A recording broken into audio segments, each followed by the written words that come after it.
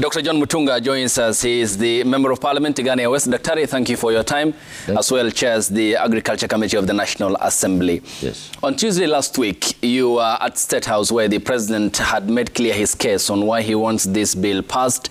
On Sunday, the day before yesterday, he spoke in Busia County where he said this is unstoppable. When you were at the parliamentary group meeting at State House, were you convinced as a member of parliament by the president who leads the executive, and were compelling reasons given for you to support that bill at the floor of the House? Or if you have reservations any, can you state here? Thank you very much indeed, and apologies for coming in late. I want to correct that it is the president who presented the bill to us. I want to indicate that as Kenya Kwanza, we discuss and agree. We interrogate an issue, we give our contributions, and our contributions are taken seriously and positively. So we discussed that bill to a large extent. There are very many things that Kenyans do not know. Things like when you hear 3% payment, for instance. Let me just talk about increasing the pay-as-you-earn. Okay.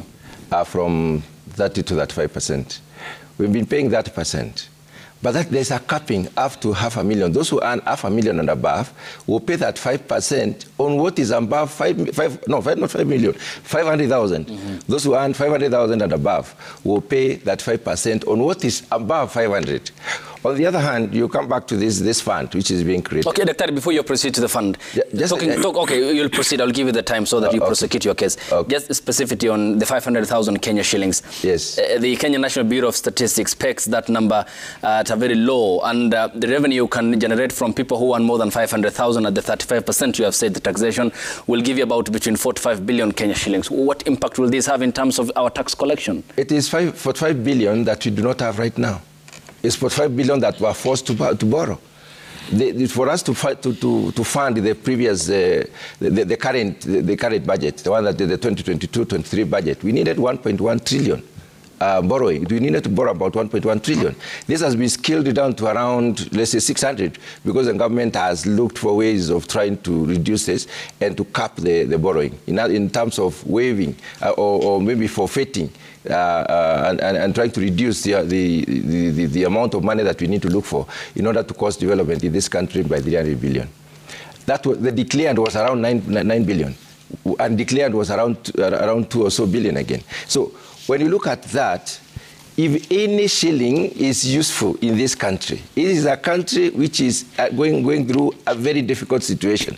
The economic situation is really hard. All of us know that. And let's not just talk as if we are living in an island. And let's not use very huge statements. The bill is punitive, the government is killing its people, we are wiping out the middle class. Those are political statements we are making. Let's look at this particular issue in terms of what benefits does it have, and what kind of, what are the do's and don'ts? What are the punitive issues? Let's pick them out. This bill creates a situation where those who earn more can produce or can pay a little bit more. This bill creates a situation where there is waiver of taxes in some of the areas that have not grown.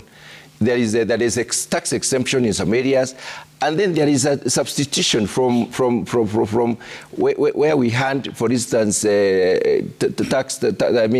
zero rating of VAT in certain commodities to tax exemption, which means that we cannot therefore go back to the government and demand, or rather seek for payment of the VAT from the raw materials that we use, the procurement of the raw materials. There are so many issues that are good in this particular bill. But because we are political, we think politics, we believe politics, drink, eat politics, sleep politics, that is the reason why anything coming from the government is always bad. I have looked through this bill, I have read through it, and I think I understand. The bill is not bad. The bill is good. We'll talk about this.